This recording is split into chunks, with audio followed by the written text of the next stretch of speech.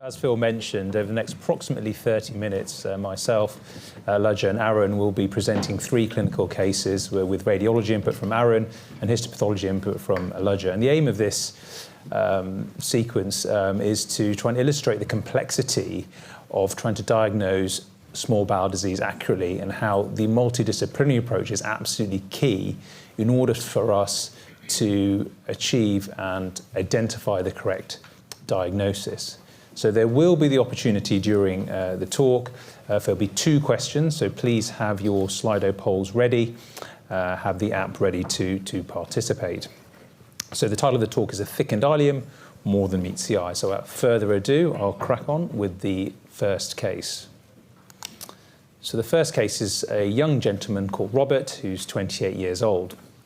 So he presented on June the 6th of this year with left flank pain and an episode of hematuria.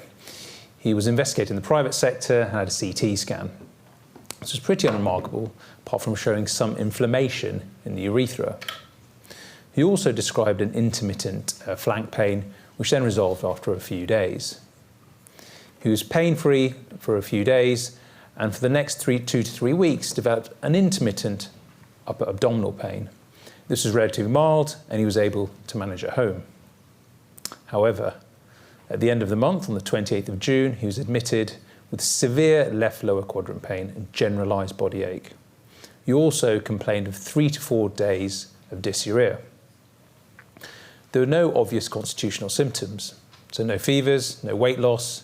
He didn't describe any nausea or vomiting, no urinary frequency, no diarrhoea, and there were no skin rashes. He had recently been abroad to Croatia with his friends and returned at the end of May. However, while he was abroad, there was no history conclusive of having food poisoning. He had no symptoms. In terms of examination and blood results, there was nothing to find on abdominal, respiratory, cardiovascular examination. Interestingly, how on the shins, he did not give a history of it, there appeared to be a resolving rash. He did, on further questioning, say he had some painful red lumps on his shins. There was some scarring present from the previous inflammation. When you touch the shins, it was a bit tender to palpate. Blood results showed from the full blood count normal hemoglobin. White cells were mildly elevated, as were the neutrophils. The lymphocytes were normal. The renal function was normal, as was the liver function and calcium levels. As you can see, the CRP was markedly elevated at 181. Amylase was normal. He went on to have a vasculitis screen. This showed ANA was positive, with speckled appearances of titer of 1 in 320. However, more detailed vasculitic screen involving ANCA, anti-Rho, anti-LAR, ENA were all negative. Urine microscopy revealed hematuria. So he was admitted under the care of the rheumatology team. Due to this intermittent abdominal pain, he had a CT scan. The initial report revealed in the mid-abdomen pelvis, most likely part of the ileum, the features consistent with enteritis. The differential was infective or inflammatory, but unlikely to be ischemic. Of course, due to the history of hematuria, we looked at the kidneys. There's no evidence of renal calcular hydronephrosis. During the admission, he developed a right calf swelling, and an ultrasound scan revealed a right-sided below-knee deep vein thrombosis. The abdominal pain improved with no specific treatment. He was commenced on apixaban and he was discharged within 3 days admission on the 1st of July. The working diagnosis at the time was a possible infective etiology causing the enteritis. However, unfortunately, only 2 days later he was readmitted, this time with worsening right lower quadrant pain. The swelling in the right knee and the calf had actually worsened, and now he couldn't walk or walk up the stairs. His right knee felt hot. The pain was relieved by codeine, but he needed morphine and naproxen in order to get control of the symptoms. His Achilles tendons felt painful, and he had pain on moving his feet. Due to the history of the abdominal pain and the abnormal appearances of the CT scan, we performed a fecal calprotectin on his previous admission, and that came back as greater than 2,000. due to the pain in the lower limbs. He had an MRI scan which showed fasciitis. We obtained a renal review which advised that due to the fact that his renal function was normal, the vasculitic screen was negative, there was no indication for a renal biopsy, and it was recommended that we pursue urological investigations. He went on to have a cystoscopy, which showed that there was visible hematuria, as pancystitis with extensive submucosal hemorrhagic spots. This was attributed due to the apixaban, and was recommended that after the apixaban was stopped, which would be in about October, to repeat the cystoscopy. So he was under the rheumatology team, and although there's no real firm diagnosis due to his joint pains, he was commenced on steroids. And immediately his pain in the legs improved and the abdominal pain improved. He was discharged on the 20th July, so just over 2 weeks after his initial readmission on reducing course of prednisolone. As an outpatient, he was seen by the gastroenterology and had a colonoscopy in early August. This showed normal appearances of the terminal ileum. At the time, he was on 50 milligrams of prednisolone. An MRI scan of the small bowel showed that distal ileal inflammation had actually resolved. He had an outpatient dermatology appointment, and on the 15th of August, it showed that actually he started to develop a new rash on his back, which initially started as red spots, but now progressed to black crusting spots. He was readmitted again on the 1st of September, as he seemed to be weaning off the steroids, again with abdominal pain, but now with loose stools. The CRP was 93, and he had another CT scan, which showed active inflammation within the ileum, centered on the left side of the abdomen, with associated mesenteric edema and edema surrounding the central mesenteric vessels. So just to summarise this, it's quite a complex and long history. So you've got a patient here with intermittent abdominal pain, hematuria, a right leg DVT, skin rashes. He seems to be very responsive to steroids and with ileal inflammation. So the patient was then readmitted to gastroenterology as opposed to rheumatology, although it was very well known to the rheumatology team. So if the patient came to you onto your ward, what would you recommend as the next best treatment? So you have 4 options here. The 4 options are: 1, commence biologic for Crohn's disease; 2, commence IV hydrocortisone, as he'd shown a very good response to prednisolone; 3, repeat the colonoscopy; or 4, rheumatology opinion, so back to them. So I'll just say the questions again to give us approximately 30 seconds before we can populate the answers. Commence biologic for Crohn's disease; 2, IV hydrocortisone; 3, repeat the colonoscopy; the last option, rheumatology, as has nothing to do with us. So let's see what we get with the answers here. Repeat the colonoscopy, excellent.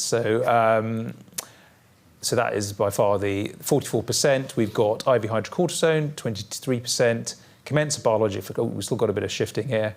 IV hydrocortisone, approximately 20%. Then we've got commence biologic for Crohn's at 19. And the last we've got is rheumatology opinion. I'd like to hand over to Aaron, who will give us a detailed view of the radiology. So I'm going to first of all review or just show you some key images from the initial CT that was performed in June. And so what you can see in the outlined by the red circle in the centre, close to the upper abdomen, there's quite a markedly thickened segment of bowel. Looks like probably ileal, but one of the striking features on this is that there's quite a lot of stranding in the adjacent fat. There is some prominence of a vessel, but actually it's the extent of the mesenteric stranding that's quite striking on this image. When I move to, this is slightly lower down and further down into the distal ileum. I think there you can see that loop of bowel that's outlined by the red circle. There's quite marked circumferential thickening. There's a little bit of a fluid level, so I think there's some hold up in there. There's not the same extent of the mesenteric fat stranding, but it is still quite noticeable but not many other changes around that. And then as you go further down, hopefully you can see in the central part of the pelvis, almost down to the level of the TI. In effect, when you followed the bowel, scrolling up and down, you could see really quite a long continuous segment of almost throughout that circumferential thickening. And as you can see in some of that bowel, there's a hold up. So again, there's that appearance of quite a long, significant segment of enteritis, but no clear features to differentiate this, whether it's, as Ravi was saying, there was a differential of an infective enteritis, or obviously with the calprotectin, whether this was Crohn's. But then the next scan that he had was, as Ravi mentioned, the MR. This was done about a month and a bit later on. I think the striking thing here was that from really quite extensive abnormality in the distal and terminal ileum, with really a lot of mesenteric changes, in a relatively short period, effectively what we'd gone to was a near normal small bowel appearance on this MR. So particularly if you look towards the right iliac fossa, I've just tried to get a single representative image. It was really very surprising that there's virtually no abnormality visible, particularly focusing on the areas where there had been such striking changes. So then we go to the subsequent CT, and now this is a point at which we're starting to wonder really what was going on, because he had a CT, he's got recurrence of his symptoms, but now in a distinctly different area, in part of the jejunum, mid-small bowel, but all in a different area. There was similar sort of appearance. So now we've got not quite the same degree of wall thickening, but again, quite a lot of inflammation, fat stranding in the adjacent mesentery. So there you can see along the left side of the abdomen. If we go to another segment, it's not so much fat stranding, but again, you can see clear, significant concentric wall thickening. And this is extended over some distance, but then if we go down, all the way down to the terminal ileum, distal ileum, again, all of that looked really pretty normal, and it was really difficult to see any residual abnormality in that part of the distal bowel, and so no other changes that we could see around the distal and terminal ileum. So I'll hand back to Ravi. So I'm glad the most popular answer was colonoscopy, because that's what we did. And actually, you can see these very atypical appearances. So you can see these petechial appearances in the rectum, and also these lesions in the rectosigmoid. The remaining colon was entirely normal. As you can see, you've got preserved vascular pattern. There's no ulceration. There's no features really of Crohn's disease on the colonoscopy, and the biopsies did not reveal any evidence of inflammation on the colonoscopy. I'd like to hand over to Ladja, who'll give us more information regarding the skin biopsy result. Thanks, Ravi. So this was the punch skin biopsy we received from this patient. It was a biopsy from the back, and as you can see, there is fibrin crust with a necrotic epidermis. There's fibrinoid necrosis in some of the blood vessels, and there's this very prominent red cell extravasation with karyoretic debris and neutrophils. And this was called as leukocytoclastic vasculitis. Direct immunofluorescence was performed and was negative for all these immunoglobulins and C3 and fibrinogen. And that was the ultimate diagnosis in this patient on the skin biopsy. Ravi. So what is leukocytoclastic vasculitis? I had no idea what it was until we were presented with this case. So essentially, it's a common form of small vessel vasculitis involving arterioles, capillaries, and post-capillary venules. It's very rare. So the incidence of cutaneous LCV ranges from 15 to 38 cases per million per year. Approximately 50% are idiopathic. The most common causes are hepatitis C, drugs, or infection. If you treat the hepatitis C, the underlying drug cause or the infection, you actually do get the symptoms will resolve.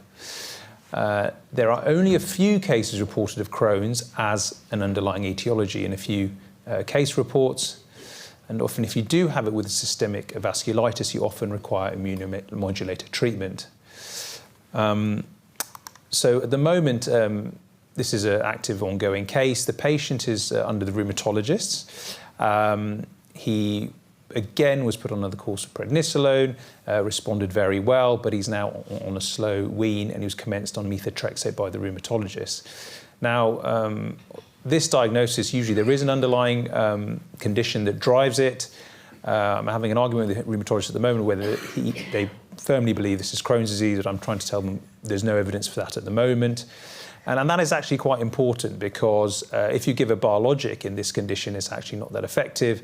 If the methotrexate doesn't work, you would need either plasma exchange or rituximab. But I guess we'll have to see how things develop. But I think if we look on the balance of the picture of the radiology, the presentation and the histology, I think at present there's no evidence of Crohn's disease, although it has obviously presented with this ileal inflammation, which is flitting throughout the small bowel. I'd now like to go on to the next case. So this is case 2, presentation of Rohit, who's a 42-year-old gentleman who presented in March 2023 with a 2-day history of generalized abdominal pain and vomiting. There's no change in bowel habit or blood in the stools. He reported 4 similar episodes in the past 6 months, which self-resolved. So obviously there's some chronicity to the symptoms here. On examination, apart from being tender across the abdomen, mildly tender, there's nothing to find. His bloods and inflammatory markers were normal. His lactate was also normal. A CT scan showed appearances consistent with terminal ileitis, a presumed inflammatory or infective origin.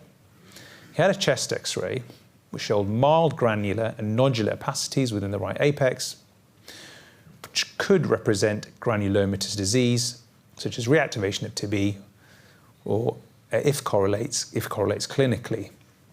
This was not present on a previous chest radiograph of 2007. So due to the appearances of the chest X-ray, we took a more detailed history. So this gentleman was born in India. He moved to the UK 22 years ago. He last returned to India 15 years ago and not left the UK since. There are no known infectious contacts, no knowledge of any previous TB infection, no cough, no weight loss or hemoptysis. He was a smoker of 5 cigarettes per day for approximately 20 years. He previously did smoke heroin, 2022, and for 2 years was an IVDU user, but stopped in 2006. He's been fully abstinent now for 7 to 8 years and is currently taking methadone, 110 milligrams once daily. So this was his initial colonoscopy. So this was in February 2023, which showed a stricture of the ICV with mucosal ulceration and tethering. The TI was able to be intubated due to the narrow stricture. Biopsy showed active chronic inflammation, an ill-defined granuloma. AFB culture from this was negative. So he was referred to ID due to the history and the chest X-ray findings. Initially, they requested a CT scan. And this showed that there was some shadowing in the left and in the right apex and the left lower lobe, which was non-specific inflammation or infection. He had some background emphysema consistent with his smoking history. There were some slightly enlarged nodes in the pericardial and left hilar. Also noted that he had a sputum sphere, which is negative for TB. Also, the culture was negative as well. But he'd had some fairly non-specific symptoms with abdominal pain, lethargy, and as he described, generally feeling under the weather. And because of that, he was commenced on empirical TB treatment. He was due to have a bronchoscopy, and the aim was to start the treatment after the bronchoscopy. He had the bronchoscopy with alveolar lavage, and the culture was negative for TB. So he had 6 months of TB treatment, started in June, and now we're in December. He's had a repeat colonoscopy. Now we can see the ICV actually has progressed in narrowing and looks inflamed and stricture. It is now a pinhole stricture. Biopsies were taken, and this showed colonic mucosal fragments with lymphoid aggregates. There were no significant pathology seen. So at the moment, he's completed 6 months of TB treatment, But in this time, he presented with recurrent admissions with subacute bowel obstruction. Another CT scan in April had shown the stricture in the TI, but now he had some element of bowel obstruction. There were now some new small bowel strictures, the distal 50 centimetres of TI not seen on the MRI or CT. He lost 20 kilograms over the 18 months due to his symptoms. I'd like to hand over to Aaron to review the radiology. So I'm going to show just some key images from the CT that they had in April. With that history that Ravi has described, obviously we're trying to differentiate, as is commonly now the experience, that there's this question, is this Crohn's? Could this be related to TB? As is often the case with these sort of cases, he had a stricture that was immediately adjacent to the IC valve. So in red on the right-hand side of the upper pelvis, you can see just a short stricture with quite significant upstream dilatation.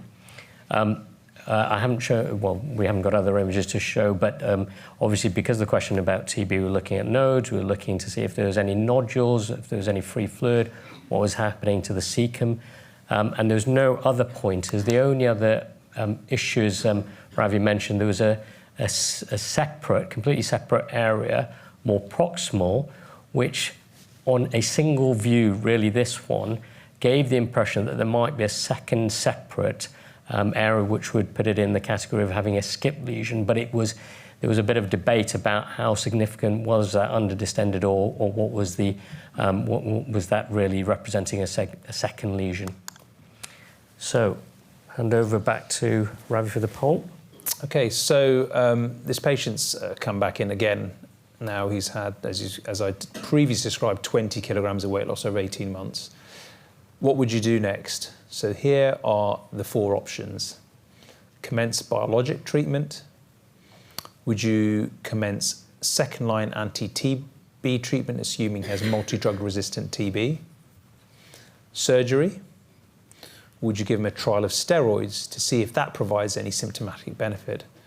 And according to that, maybe commence biologic treatment. So the 4 options again: commence biologic treatment, commence second-line anti-TB treatment, third option is surgery, and the last option, a trial of steroids. So I'll give it another 5 more seconds before we wait for the results.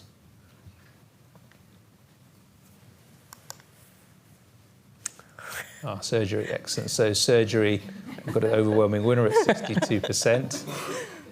Trial of steroids, 27%. Second-line TB treatment, 8%. And commence biologic treatment, 5%. Well, that's what we did, so I'm glad we agree. Over to Legend. So this was the specimen we received. It was quite convoluted. You can see there was a 4 centimeter fibrotic stricture seen at the ileocaecal junction. However, unfortunately, there were no diagnostic features here to suggest this was TB. There were no granulomas in the resection specimen. There were no massively enlarged lymph nodes which showed caseous necrosis. All we saw was fibrosis, and there was transmural lymphoid aggregates. All the points that I've reiterated before, and the bottom line was features are not diagnostic of TB in this specimen. So this is a excellent flowchart provided by Banerjee et al., published in Lancet Gastro in 2021, in terms of the medical approach of when you should choose to treat patients with either TB medication or Crohn's disease, to give some pointers, essentially. So you look at the histology, an IGRA test, endoscopy, histology, and a CT scan. So if we look on the left-hand side of the diagram, in terms of the features that you would consider TB treatment, in our case, this patient didn't have a previous history of TB. There was an abnormal chest X-ray. His IGRA, interestingly, actually wasn't done, even though he was under the ID team. But all the cultures and sputum cultures were negative. But he was commenced on TB treatment. And I think the key thing here is that there was no improvement. And what they state here is that you should assess the patient after approximately 2 to 3 months and then reassess. And then at that time, you would do a colonoscopy and assess to see if you've got a response. At that stage, if you don't have a response and you're sure that the patient has taken their TB treatment complete and has been adhered to, then it's worthwhile then thinking about Crohn's treatment. If we look at the central box and if we look at if there is a diagnostic dilemma, they do advise actually trying empirical TB treatment first. The rationale for that is you probably do less harm in a patient with Crohn's giving TB medications rather than vice versa. So giving a biologic giving a biologic to someone with TB can lead to disseminated TB, especially with infliximab. This is probably more of an issue actually in developing countries. We're probably a bit more fortunate here that we can use more gut selective medications, so it can be less of an issue. But I guess the summary is the key thing is that if you are unsure, to try TB treatment first, but important is regular monitoring, assess response, and try to look for objective markers of response and initiated Crohn's treatment as required. So with this patient, really, there was quite a delay. I think this gentleman had lost a significant amount of weight over a period of time with the chronic obstructive symptoms, so there may be, an intervention sooner to assess response to the TB treatment and switch to Crohn's treatment earlier, perhaps. Okay, we're just going to go on to the last case now in the last few minutes. So this is the case of Lena, who's a 58-year-old with Crohn's disease. She had she's a long-standing history of Crohn's disease, with 2 previous small bowel resections and a jejunal resection. She had an MRE in 2018, which showed chronic stricturing disease with active inflammation throughout the small bowel, and they varied in length between 2 to 6 centimetres. But despite this, she was pretty asymptomatic, no obstructive symptoms, stable weight, and she was only on azathioprine. She did used to manage her symptoms of EN intermittently. She had worsening obstructive symptoms and a high calprotectin, commenced on adalimumab in 2022 with good response. However, she had worsening obstructive symptoms in 2023, lost 7 kilograms in weight. The plan was to treat with budesonide, give EEN, and plan for surgery.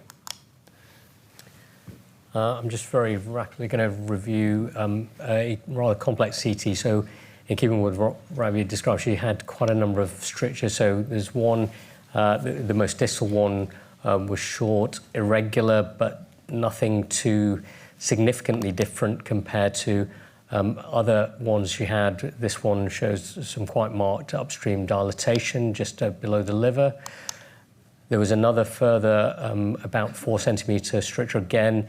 It was slightly asymmetrical, but no other concerning features around it. And then finally, the longest one, the most proximal, but again, no really striking features to raise any particular concerns.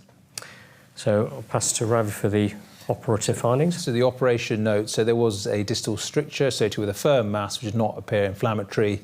So it did raise the concern about a malignancy. And there's the operative findings that I don't understand, but I'm sure the surgeons here will understand the technical bits there. I'm going to hand over now to Laja for the histology.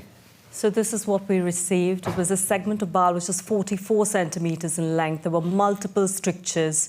What you can see obviously here is there is an element of fat wrapping, and there was a nodular mass near towards the distal stricture, which was described even at surgery. The rest of the mucosa had the characteristic typical cobblestone appearance with ulceration. And these are the key features that I've reiterated. And there was something else that happened in this specimen. So the inflammatory mass that we saw towards the distal stricture was inflammatory fibroid polyp. And then in some of the sections, we saw this very atypical cellular infiltrate, which was almost transmural. And with CDX2, which is an intestinal marker, we saw that all these cells were strikingly positive. And there in the middle, you can see a picture with atypical cells within the subcapsular sinus and a lymph node. So what this was a poorly differentiated signature ring cell adenocarcinoma in the background of Crohn's disease. The mass that was seen towards the distal stricture was an incidental inflammatory fibroid polyp, which is a benign polyp. It's a mesenchymal polyp. And patients with Crohn's disease have similar symptoms, so it's quite difficult to identify whether they have cancer or not.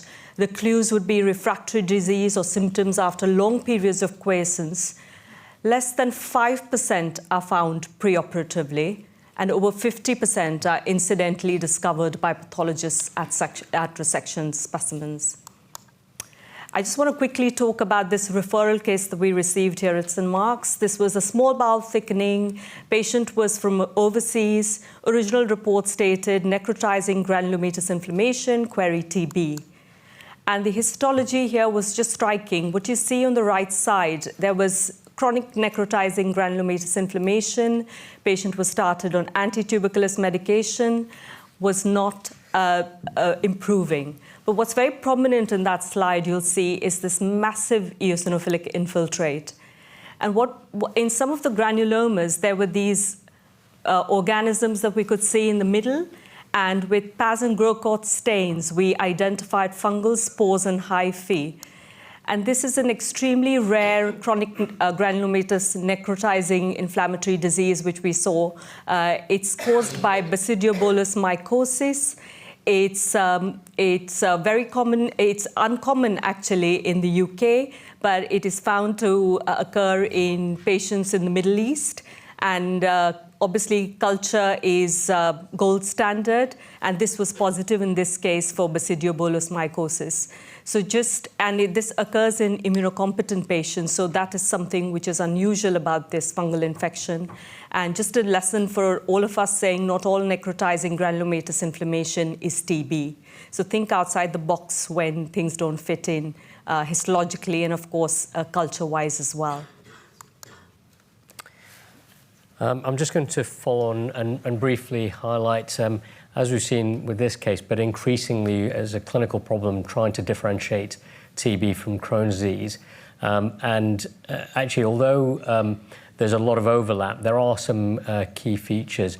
And just slightly to raise the question that Ravi pointed out, as a lot of the algorithms would suggest that anti-TB therapy is what you often are having to decide to go ahead with. But actually, there is an issue with some studies showing that it can actually worsen the prognosis and increase the rate of complications in Crohn's. I'm just very briefly going to put this up and just show that there's quite a few features in the literature that highlight the things that we can look at, whether it's the location, the sort of bowel wall thickening, the length of involvement. Actually, one of the things that I hadn't appreciated was that the ulceration pattern and also the kind of enhancement that you get in the mucosa can help to differentiate, and then lymphadenopathy. But what I found quite helpful is that there's now some analysis that has shown, necrotic lymph nodes. I think we all probably recognize that if we see that, that's very likely consistent with TB. But some of the things that I hadn't realized were quite specific. So comb sign, this is something that the radiologist will be more aware of. And that's basically a sign when you have very striking vascular engorgement. And that's really surprisingly specific. Skip lesions, as in retrospect we saw with that case, is also very helpful. And then the degree of stratification, again, that's maybe less of a helpful factor, but it's worth looking out for. And peritoneal nodules, but in our own experience, we haven't seen them that many times. So I'm just going to pass back to Elijah for the histological. I think most of the features radiologically, as Arun has reiterated, fat trapping, thickening of the bowel, leads more towards Crohn's than TB, longer strictures in Crohn's, and obviously granulomas. When we see large confluent granulomas with central caseous necrosis, diagnosis of TB becomes easier. And of course, we cannot forget our microbiological colleagues. Sensitivity with AFB smear and culture is gold standard, but it's less than 50%. PCR is also more sensitive and specific than smear or culture, and the results can be obtained sooner. But there is a wide range of sensitivity and specificity for PCR results, and it depends on the kind of tissue you send as well, which will differentiate this. I'm just very briefly going to run through some of the features that may help to identify small bowel cancer and Crohn's disease, but actually, partly because of time, I think the key thing is that a lot of the things that are supposed to highlight a risk of malignancy are actually things that we can often see in Crohn's. And so in keeping with what was described in the literature, that preoperatively only 5% are picked up preoperatively, and that's been our personal or local experience, that even when we've gone back, for example, that case that we showed, it was really hard, even with the benefit of retrospective scope review, that there was clearly something to differentiate. And another case that we looked at, actually of more than 900 images, the changes that would have potentially given you the clue were only visible in 3 out of those 900 images. So it highlights how difficult in practical terms it can be. So very quickly, just to wrap up, I think the key things that from these cases that we would like to highlight.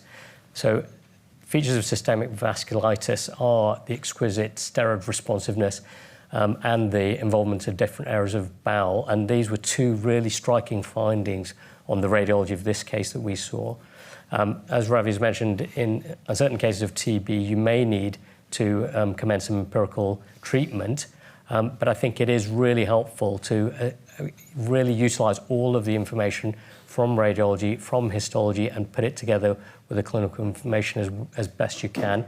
And I think the best chance that we've got to identify cancers in case of Crohn's is to provide as much information to the histopathologist, because actually in this case, it was pointed out, but even when it was pointed out, there was only a small section of the sample that was provided to the pathologist which identified the areas of malignancy. So, I mean, in summary, I think with these difficult cases, the more involvement of as many of the disciplines as possible, the greater the chance that you're going to have to come to the correct diagnosis. Okay. Sorry, that's overrun a little bit, but I will now... No, thanks, you guys. That was a brilliant tour de force. Thank you very much indeed. Thanks. So what you were saying about the cancer there is that it was an excellent pickup by the surgeon involved. Absolutely. And thanks, thanks also, Landra, for giving Basilobilus mucosae a run out. We don't often see that, so thank you very much indeed. It was on the tip of my tongue, actually.